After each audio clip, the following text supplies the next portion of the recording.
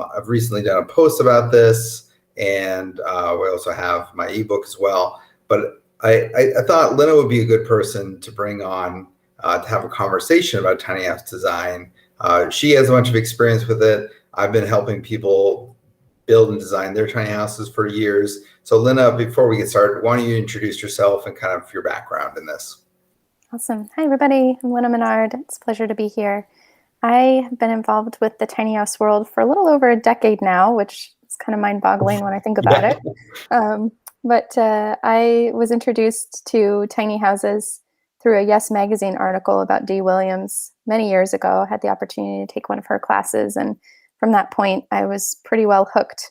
I had always been interested in small spaces, and tiny houses on wheels became a fascination. I also got interested in accessory dwelling units and SROs, which is single room occupancy, all sorts of different ways to make small spaces work better. So that's the world I've been in the last decade or so, helping with small house advocacy and design, and I've done a bit of building as well, and been involved with a couple of tiny house communities, their creation and living in them as well. So it's been a fun journey, and met a lot of great people along the way. Well, and Lina's being humble. She's built at least 2 houses, I know. It's true. Can you talk about your 2 houses and how they're maybe a little different? Yeah, so the first tiny house I ever designed and built start to finish was the Lucky Penny, which is a 100 square foot Vardo. It's a little curved roof house. And I built that house in 2014 for myself and my little cat. And it's pretty simple, pretty straightforward in the design. You come up to the front porch, which drops down over the tongue of the house, of the trailer rather, because it is on wheels. And when you walk into a small space that's multi-purpose. So it's a walk-through closet. It can be a bathroom, depending on where the house is parked, with a compost toilet and a shower and tub. And then as you walk into the space, you see the kitchen to the right with a little copper sink. To the left is a tansu, a Japanese storage chest that leads up to the storage loft that's over the door. And then at the back, there is a bed that is a window seat that pulls out into a queen size bed, and there's a little chair as well to sit and be. So that's the first little house I built. And the second one I did start to finish is called T for Two. And that one is 230 square feet and a 2-story tiny house, which is pretty unusual. At the time that I built that house, I had seen a couple houses that used this strategy where there was a space that was high and another space that was lower. And so you'd actually walk on a walkway to access the sleeping area. So that little house, when you come in through the French doors, you're on a little raised platform, and that's because of the relationship with the wheel wells. Straight ahead is a sofa that turns into a bed, and then to the left is a galley kitchen with a bathroom at the far end. And then if you turn to the right instead, there's an office with the bedroom up above. So they're really different designs. The Lucky Penny is, curvy and whimsical, and has this kind of on the road sort of feel, whereas T for Two is a much more contemporary design, more sleek lined and that sort of thing. So it was fun to have the juxtaposition of the two in terms of both design and building, to be working in a different format there. Well, and I think now that you highlight that, there are 2 very different design aesthetics, and I think what stands out to me, I haven't been in your second house, but I got to visit you in your first house, and I love that house. It's beautiful. And your second house, you were able to really execute that aesthetic, if you will, extremely well. And they're very different. And I find that not a lot of designers can always do that. So I'm excited to have you here today about that. Thank you, Ryan. Yeah. So I think a lot of people who are going to be listening to this are, they're like, okay, I like tiny houses. I'm getting into this like getting serious about it. I want to actually build something, but first I need to design. What are your thoughts around where should someone start? Like, step one, basically. Mhm. Yeah, I would say the first step, whether you're wanting to do a tiny house or an ADU or any other small space, is to actually do what a lot of people do, which is to look around and get inspired, right? Mhm. It's taking a look at what you're able to find through pictures on the internet, Pinterest, videos, etc., to get a sense of what people have already done. I think it's been amazing to me in the tiny house world how many different permutations there are on even the tiny house on wheels concept of, here we are Mhm. working with a very limited number of square feet, and yet there's so many different variations. But I do think that looking to what other people have already done can provide a ton of inspiration. Mhm. The next step, I would say, is to get inside a small space. And Mhm. I know this has been really tricky over the last couple of years here, but as people are getting vaccinated and getting themselves exploring the world again, I think, either through VRBO or Airbnb or other Mhm. couch surfing or other space share options, having, taking the time and making the commitment to go and visit small spaces and more than one, Mhm. trying out as many as you can and staying as long as you can. So I think, bare minimum would be to spend a weekend, Mhm. spend the night, a couple of days, see what it's like. And when you're in that space, do the things you would normally do. So everything from, cooking a meal to getting yourself ready in the morning, to doing work if that's something you do. If you're able to work remotely, if your work allows that flexibility, then working from a small space, a tiny house, an ADU, something along those lines, I think really helps you to get a sense of what that might be like. And it's interesting because I think a lot of us don't necessarily have a very good sense of scale. Mhm. It's something we develop, but we don't necessarily understand how big things are and how much room things take up. Mhm. And so the amount of space, for instance, that's needed to prepare a meal doesn't necessarily matter in terms of the like quantity of space as much as how well it's laid out. Yeah.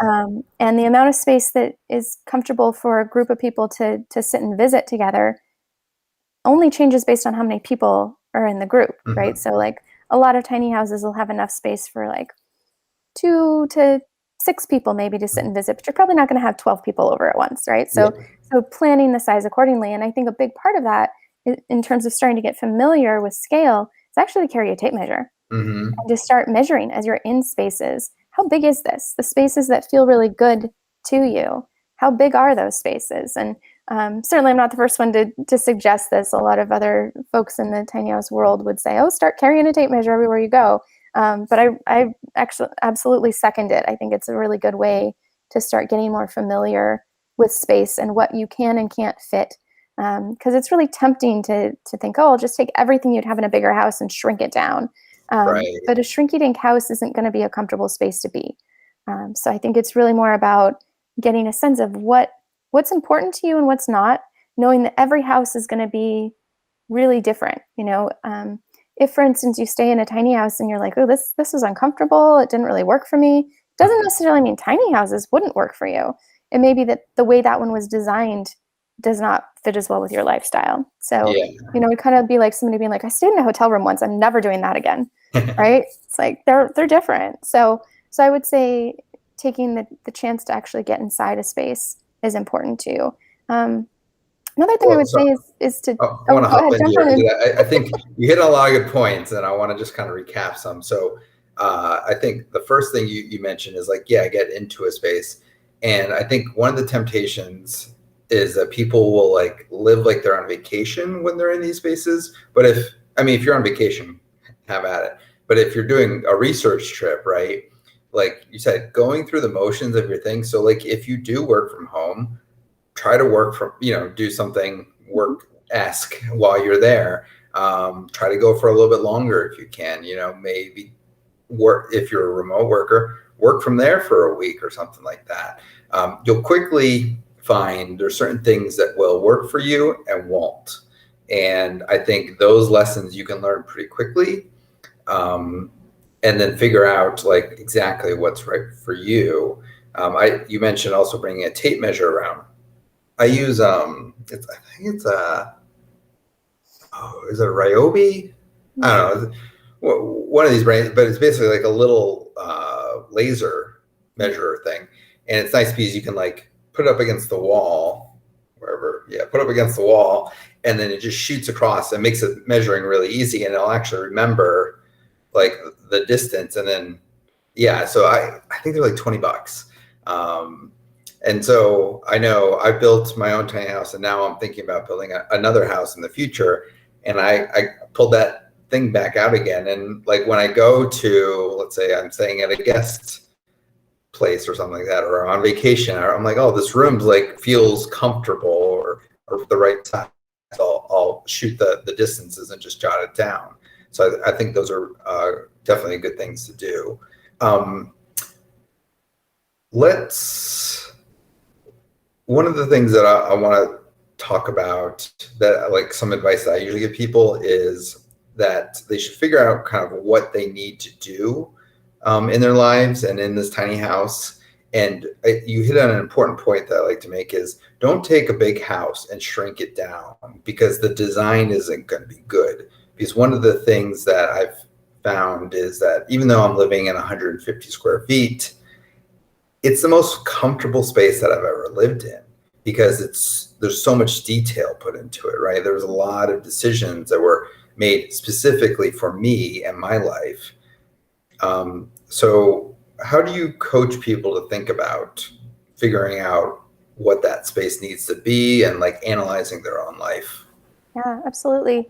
When I work with clients to do design work, or when I teach tiny house design classes, which I do usually several times a year, I encourage people to work through a set of design exercises. And those Okay. design exercises look at design through a set of different lenses.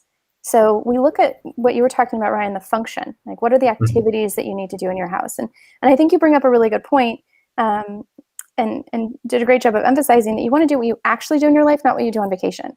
You know, when Yeah. I used to site manage occasionally for the tiny house caravan, the tiny house hotel in Portland, Oregon, and it would always amaze me as I was turning over the houses that it was clear people hadn't cooked. For instance, like they go out to eat and Mm. they get some food and they bring it back and they put it in the fridge, and they heat it up in the microwave and they call it good. And I understand that to a certain extent because people are on vacation and it's great food scene, et cetera, et cetera. But the experience of actually cooking in a tiny house is a completely different experience than the experience of heating up leftovers. So if you're a heat up leftovers, eat out person anyway, tiny house life was made for you. But if you enjoy Yeah. cooking and you're planning to feed yourself many of your meals, then I think it's important to try out those things. So jumping back again, um, I think that in terms of, I totally lost my train of thought. Whoops. About analyzing your life and Yes, thank you. yes. So part of Mhm. it is about function, the different activities that you do in the space. But there are other ways to think about design, and I think a lot of us sometimes get stuck on function, and in doing so, we miss a lot of what really makes a house have spark, like Mhm. have a juiciness or a sense of life to it. Mhm. So I encourage people to think not just about the activities that they're going to do in their house, but also the sort of sensory experiences that they Mhm. might want to have in their house. So do you like the feel of a breeze blowing on you when you're sleeping or not? Do you Yeah. like being able to see the stars from bed or not? Do you like being able to, go out onto, into an outdoor space to drink your coffee in the morning or not? I think Mhm. really thinking through the sort of things that you want to see and smell and taste and touch, that starts to bring a richness to your design that gets missed if you're just like, and this is where I will put the bed, and this is where I will put a spot to eat, right? Yeah, So absolutely. that's an important part of it. Another thing I think is important to consider is objects. Many of us who choose to go the small route, or who go the small route by necessity because that's what we can afford, um, are people who don't have a lot of stuff. But it is interesting to me how often certain things get neglected in a Mm. design. Like, where's dirty laundry going to go? People don't plan for the laundry I basket, did right? Yeah, that. Yeah, confession. Yeah. absolutely. Cat boxes. That's another one people Uh-huh, don't like to think okay. about in advance. Um, clothes, people are kind of like, I don't have all that many clothes. I'll just put them wherever. And it's like, really, you're just going to like have clothes scattered everywhere around your house? Is that the Hmm. plan? Because you might want to reconsider. Um, so if you don't have all that many things, and for some people, moving into a tiny house might actually involve upsizing. I've certainly worked with people who, have been doing a lot of traveling and maybe they're, living out of a suitcase or living out of a car or whatever it is. And so for them, there might actually be some acquisition in order Hmm. to be comfortable in their new space and kind of right size into the lifestyle that they're shooting for. But I think thinking through, are you going to have an Instant Pot? If so, where does that go? If you're going to have a laundry basket, where does that go? If you're going to have, a spot where you keep board games, where do those go? Whatever it is that matters to you in your life and that helps Yeah. you live the way you want to, thinking through where that might fit. And I was super inspired to explore this the first time by a student of mine in one of my design classes who came up with this design based on the objects he actually owned. And he was like, this is where my 4 pairs of shoes go, and this is where my Okay. six, coats go, or whatever it was. He had it all kind of dialed in. And I thought that was a really interesting intentionality about Mhm. objects. A lot of times people who live in small spaces don't own as many things, but they're more curated in Yes. the things that they own. They want to That own fewer, better, beautiful things. that is me to a T. I agonize over like purchases for so long, and it has nothing to do with price, and sometimes it's not even the quality, but like largely it's quality or the sensory experience that you're talking about, the finishes, the materials, just how it works with me. A good example of kind of what we're talking about here for me was when I started designing my tiny house, I assumed I needed to have a washer and dryer in there, right? Makes sense. Your clothes get dirty. And then I was thinking about it more and more, and I realized I was like, I hate folding laundry. I like it's one of my worst. Like I don't mind washing them. It's the folding thing. And Marie Kondo I, hasn't gotten you yet, huh? what's that? Marie Marie Kondo Kondo. hasn't gotten Oh you convinced yet? no, I've read the books, and I just hate fold. I don't know what it is. It's not hard. I just don't. And so I said, okay, executive decision here. I am not going to put a washer and dryer in here, which means I don't need that space. What I am going to do is I'm going to double my wardrobe, which was very minimal, so that I think I did it up to 21 days of sets of clothing, basically. And then every 2 weeks, I pay a laundry service to wash, dry, and fold my laundry. And it gets done. It shows up neatly folded in a nice little bag, and I suddenly don't have to do it. And right now, I think I'm still at a cost saving because like I didn't have to buy a washer and a dryer and all the utility costs and the soap and all that kind of stuff. Um, so it's like that was the lifestyle that ultimately I realized I wanted, but it was through careful consideration that I decided, and that meant like, okay, I need a larger wardrobe, but I didn't need a space for the washer dryer. That meant that my power system needed to be looked a lot different. Frankly, saved a lot of money too. So yeah, there's those things can be so tricky to see because we just assume, right, that we need a washer dryer. Makes sense, perfectly, so, are, can you give any advice to like how people might see those things that are blatantly obvious that we're blind Sure. to? Yeah, I would say two things come up from what you were saying that I think are worth pointing out. The first is that just as you described with the washer dryer, a big part from my perspective of living a more minimalist lifestyle and living in a smaller space is switching from ownership to access. So we don't Hmm. necessarily need to own all the things. What we want is access to them. You wanted a way to have your clothes be clean and ideally to not even have to fold them, right? Yeah. You found a solution that was better than you owning a washer and dryer. Yes. So I think that for many of us, it's about figuring out what's the way that I can have access to the end result of having clean clothes, getting myself into town, whatever it is, without necessarily owning an object that will enable me to do that. In some Right. cases, we need to own something, but it might be that there's a car share system or a transportation, transit system or bicycle or whatever it might be that would help you get, from place to place without it being a car, because that's what normal Americans do, Yeah. right? It might be that having laundry service for 8 years is cheaper than you owning a washer and dryer. Plus, you don't have to fold your clothes, right? So I Right. think a big part of it is this shifting from from ownership to access. Hmm. Um, the other is, as we're paying attention to what we own and what we need, to think about, I call it living to the lowest common denominator. And the idea Hmm. there is that there are some things that we use, but not all that often. Yep. And if we plan for the thing that's like the highest intensity use, but doesn't happen as often, then there's something that's not being as well used as it could be, right? So, Hmm.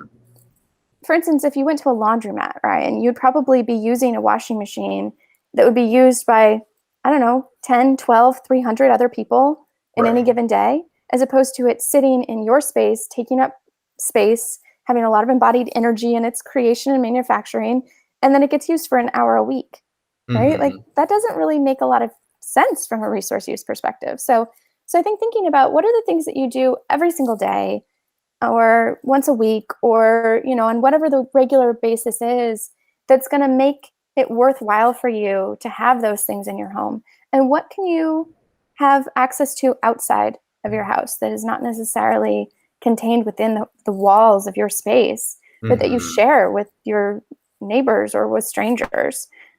So I think that's another piece of it, is really thinking through this kind of what's the common denominator here, what are the things that I really need and want. And interestingly, I think this even applies to some of the choices around finished materials. So, for Hmm. instance, I'm a huge fan of people putting money into um, windows and countertops and the knobs and pulls on your doors and cabinets, because you're going to touch those things every day. You're going to be Right. engaged with them on a really regular basis. And so the things that you engage with on a regular basis, you want them to be high quality. You want them to feel good in your hand. The design matters in those places in a way it doesn't necessarily for some other things. Yeah. A good example of that is along the way, I realized if I bought an eighth of an inch round over bit for my router, I could basically take all my lumber and it had a bearing on it. So it was very simple to just run on all the edges. And you'd ease that edge and it took it from like a sharp feeling to just like very comfortable. And it seems simple, but it's the things that I touch every single day just have this nice comfortability to it, that thinking about those kinds of things I think is important. And one of the things that I tell people is like, the things that you use every single day, day in, day out, multiple times for hours on end, those are the things that you really want to be conscious about. Put your money towards, be picky and kind of make sure that the right one. And if there's something about it that bothers you, don't have tolerance for that, right? Like, don't make space for that. I had a crappy whisk that I made eggs most mornings with, and I was like, why am I hate using this whisk. It wasn't comfortable in your hand. It was a little rusted. I made a whole video on this. And I'm like, whisks aren't expensive. Like, I literally have access to thousands of them on like Amazon or at a store or something like that for like $10. And it it took me just the realizing like, why am I putting up with this? And I can have a better option. Just like little incremental increases in your quality of life that really I think add up, that are important. I wanted to hop back quick to some of those, like the ownership versus access thing, for some practical examples. So one of the things that I did with mine is I work from home, remote, and I didn't have like a place to work, like a little home office in my house. But what I did have is a co-working space, was a rented space basically that I could go and work from. And there was community there, and there was like meeting rooms and a little coffee bar. And so like I had access to basically every asset that you have in an office without it being my house. I don't have a home gym. I go hiking or I go to a gym or something like that. I can outsource that for pretty affordable, and then guest rooms. I don't have a really great way to have guests. So on the rare time that someone comes and visits, I just put them up in a hotel, right? It's like I don't need to maintain an extra, call it 100 square feet and furnish it, heat, cool it, paint it, maintain it. I could just get them a nice hotel room for the weekend that they're coming, and that's just my gift to them. And ultimately, you're ahead. So there's different ways to think about, and you talk about access versus ownership, and I call this like outsourcing. What are the things that, especially the outlier events, like things that you don't do often? Those are prime candidates to what I call outsourcing or just having access to. Absolutely. Absolutely. So we talked about functional kind of approaches and then around objects. Is there any other ways that we might think about approaching the design process? Yeah, there are a couple others that I talked about inspiration earlier too. Okay. The other one I tend to emphasize is values. And it's an interesting one because it's tricky sometimes, the visual representation of values, right? Like, what does that look like? It's more tricky to articulate in a lot of ways than, for instance, the sensory experiences we might want to have in our homes. But I think it's important for us to think through what matters to us and to pay attention to the feel that we're interested in creating in our home based on what we value. So as you look through, TV shows or YouTube videos or magazines or whatever it might be for inspiration, do keep in mind a lot of the quote reality TV shows are not actually real. That the in terms of the values that are represented, you can get a sense of values visually, right? You can look at a space and get a sense like, oh, this person probably values simplicity, or they value minimalism, or they value opulence, or they value, whatever it is, right? And so I think paying attention to what matters to you and what does that look like, or what does that feel like in a space? And I think, Ryan, your whisk example is really a prime example of this, because for you, the whisk probably had a couple of things going on there. On the one hand, you were having a physical, visceral, unpleasant experience using that tool because that tool was not working for you in the way that you wanted it to. But you probably also had a value around not throwing away things that still have usefulness, right? Yeah. And that often poses a conflict for people. And so when I teach my downsizing e-courses, we talk about this. And the challenge this is that we're not wanting to, be consumers or to be throwers away of things.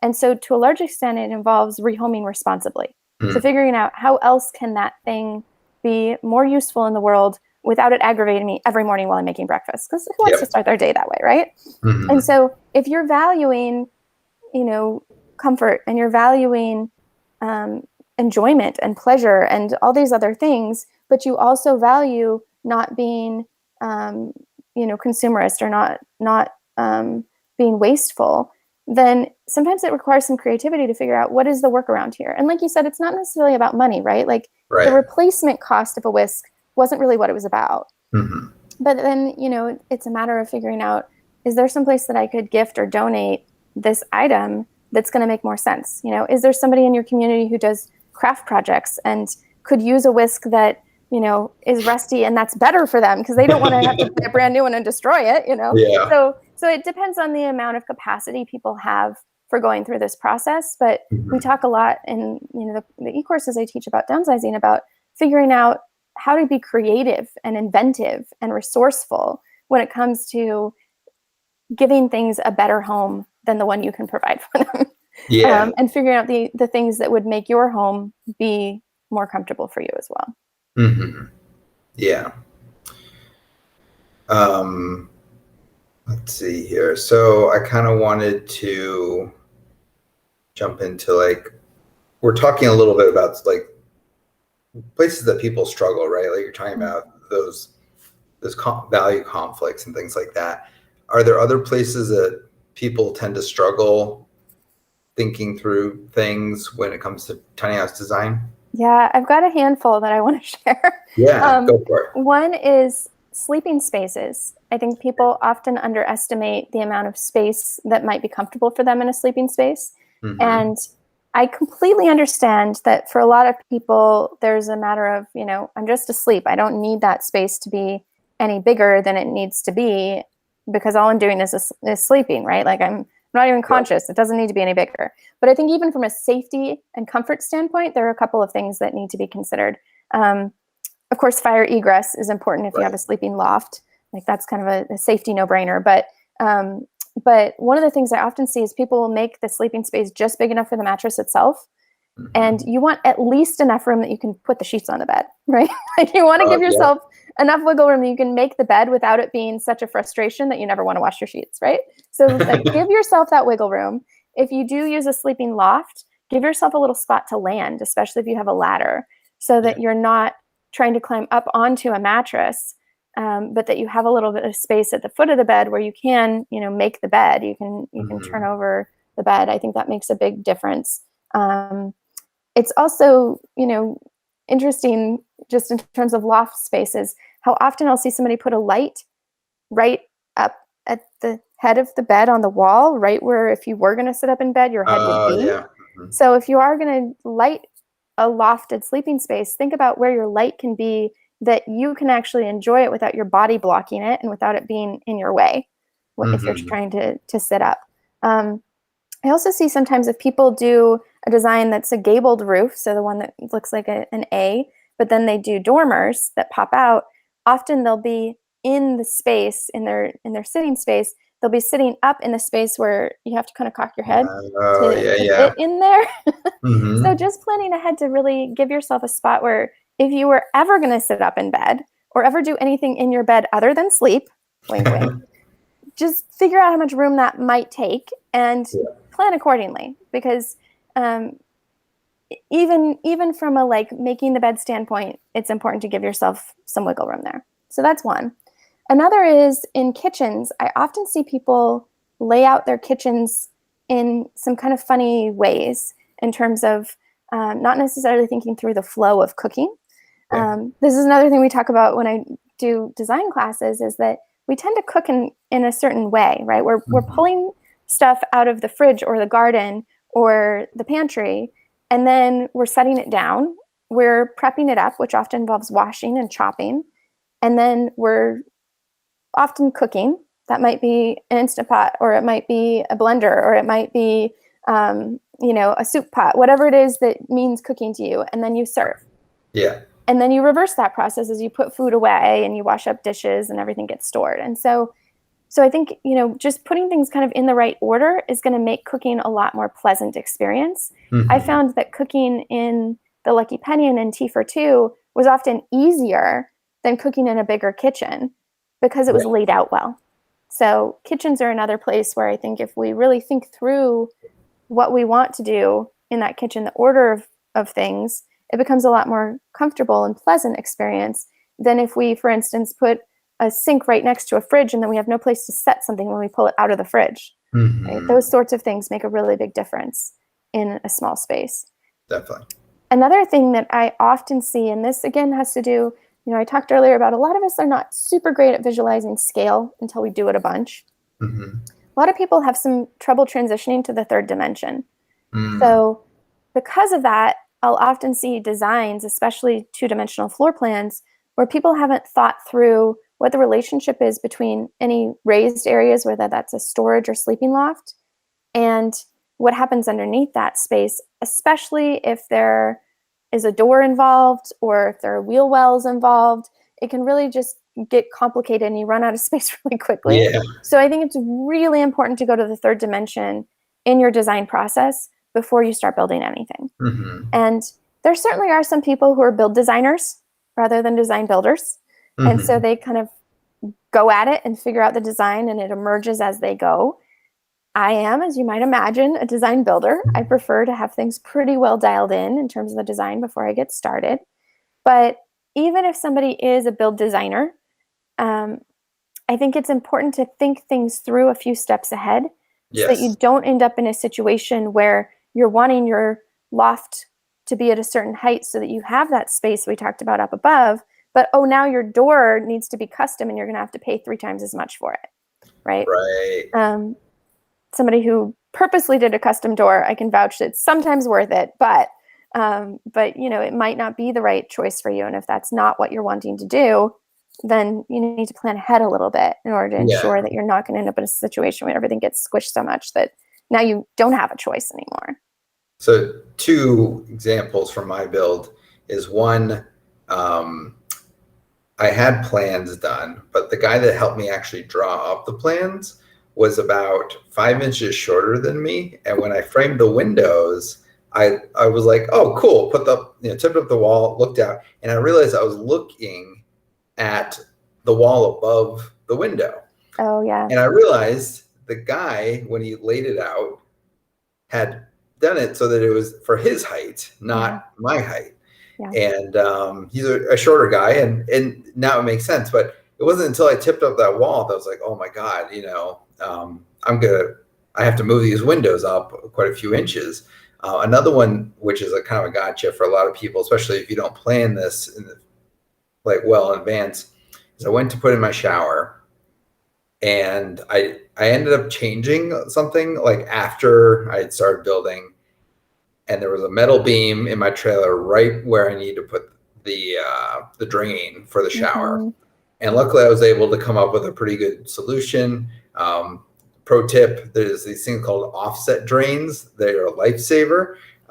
Yeah, so it's like those are two things that if you're not thinking ahead several steps, you can really kind of get in a tough spot for sure. Yeah. I'm glad you brought that up, Ryan, because that is another one that is often a problem for people if they have not thought through to the stage of, and then this is where the shower goes to figure out where the crossbars of the trailer line up with the Mm-hmm. drains. So thank you. Thank you for calling that one out. I think it's interesting too, the height piece. One of the worksheets that I give people while they were in class or doing a custom design is a body measurement sheet so you Hmm. can get a sense of where is that point that your eyes see when you're standing versus when you're sitting. You know, what's Mm-hmm. the distance from your butt to your shoulders for the backrest of a window seat or sitting up in Mm-hmm. bed? Because if you are in a place where you're designing a home of your own, you have the ability to customize and you can have this little house fit you like a glove. And of course, it gets more complicated if you have people of different sizes. Mm-hmm. But people have creative workarounds too. Like there was one couple I met, he loved cooking and she hated cooking, but was totally fine doing dishes. So they actually Okay. set different height counters. And the higher one was where the cooking happened, and the shorter one was where the dishes happened. Yeah. And, you know, there are some workarounds like that that I think are completely possible if you're being mindful of your own sizes. I actually Mm-hmm. raised the floor in the Lucky Penny in order to bring my countertops down so that it would be the right height for me to chop comfortably. Okay. Because most kitchen counters are too high for me to be really comfortable Yeah. ergonomically preparing a meal. And I'm So kind of the opposite. I yeah, actually raised mine a little bit because sure. I'm a little taller than you, and it gave me just extra storage Yeah, space. Yeah. for sure. And you can. I mean, that's one of the greatest things Yep. about this is that you can really design for yourself. And I think it's important to hold true to that too. I've also heard stories, for instance, there was one woman that I was working with after she had gotten started on her house and she had somebody help her with the start. And he insisted on putting the loft really high because he wanted to be comfortable walking around under it while he was building. But it Uh, ended up making a really tiny loft. And she was really upset about it. And we ended up bringing it down uh-huh. in order for the loft to be the height that she wanted it to be because Wow. she was much shorter than the person who'd helped her with the start of the build. So, you know, holding true to the things that matter to you, especially if you're working with a designer or a builder and you're not a complete DIYer on the project, figuring out what are those things and helping them to understand too. You Hmm. know, I found that I've in designing worked with everything from I have a St. Bernard to I have irritable bowel syndrome, right? Like Uh-huh. those things all matter, right? And so being Yeah, able to yeah. help somebody create a space that's really going to fit their lifestyle is a huge part of what tiny houses and ADUs and other small space designs can do. And Hmm. it's not that a tiny house is going to make your life better necessarily, right? Like Right. we are who we are. Tiny house can't make you exercise.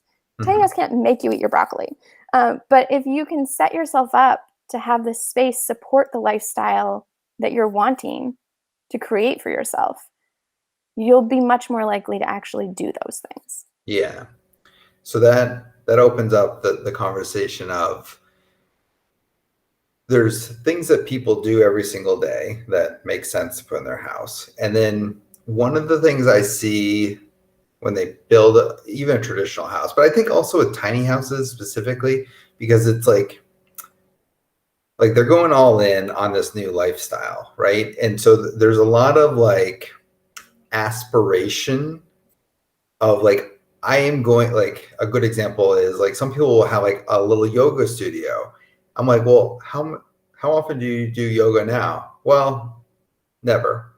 I was like, okay, so you suddenly think you're going to do yoga every single day and you're going to dedicate 75 square feet of your whole house, right? Percentage wise, a huge amount to something that certainly is a positive thing, right? Like we want people to exercise and all that kind of stuff. But it's like, how do you walk through people, or how should people think about, right? Because I think when you make the leap from a traditional home, rent or mortgage or whatever, to a tiny house, it is a good inflection point for you to instill a lot of good positive behaviors and habits and lifestyle. But we got to watch that we don't get so aspirational that we get unrealistic. So, any thoughts on that? I think it is a really interesting thing that happens. Hmm. And I think this is, we see this in large custom homes too, right? People are like, oh, well, here's the exercise room that Yeah. like never gets used, right? Right. So I think we have a tendency towards that. And it's a push pull, right? Because you don't want to not create the yoga space and then never do yoga again, right? You Hmm. don't want to be locked in this, well, if it's something I haven't done, I never will Yeah. state. But I think that this comes back a little bit towards that outsourcing idea too, in Hmm. that many of these things are things that don't need to be contained within our homes. Yeah. And so figuring out what are the things that you do every day or that you truly do want to do every day and planning for those, but letting the other things not exist within your space. It's Hmm. amazing to me how often I'll have somebody say, I could never live in a tiny house. I have too much gear. I like to play outside, right? Or I could never live in a tiny house because I'm an artist and Hmm. I've got all these materials. I know tons of people who live in tiny houses and are either outdoorsy gearheads or are artists, and they dedicate a different space to those things. Yeah. So it doesn't necessarily need to be in the same place. And some people are like, well, then what's the point? And Hmm. I think it's about being intentional about how you want spaces to work for you. Some Yeah. people really like being able to go to an art studio that's not where they are, so they have a separation between their work and their every all the other aspects of their life, Right. Right. right? So I think there's something there for sure, and I think there's also this piece in terms of being honest and aspirational, Yes. and letting those two things play off of each other. Hmm. And additionally, we don't need to wait until we're in our dream homes to do a lot of the things we want to do in our lives. I Hmm. encourage people to start living the way that they want to be living, even in the space they're in now. And Yeah. yes, it might be that the studio apartment you're renting or the funky layout house that you live in isn't as conducive as this tiny house that you're going to design to, fit your lifestyle to a T, but we don't need to wait to do some of these things. And I found that when I started the process of downsizing, I was living in an 800 square foot house, which, Hmm. by American standards is already small. Yeah. But I found that as I cleared out the things that did not work well for me, right? That didn't bring me a lot of joy, that didn't feel good in their everyday use, etc. I felt more comfortable even in my bigger space when I had honed down to just the things that really worked best for me, the Mm-hmm. things that I found beautiful, the things I found useful. Um, you know, making choices about and taking action on the things that were broken, needed to be mended, needed to be rehomed, whatever that was, gave me a sense of spaciousness. And Mm-hmm. in many of the small spaces, and I've now lived in a travel trailer, 4 tiny houses on wheels, a yurt, a couple of ADUs. Um, I often try to have a little bit of empty space. Mm-hmm. Sometimes I have a lot. Right now, I've got a lot of empty space. But to have the spaces that are not filled to the brim gives this sense of possibility. Yeah. And that I think is a really neat thing to fit into a small space, is Mm-hmm. the sense that abundance is possible. Yeah. Well, I think that's a really good place to end it. Before we wrap up, is there any like message you want to like drive home for people, or one last thing that you want to add? Oh, golly. Um,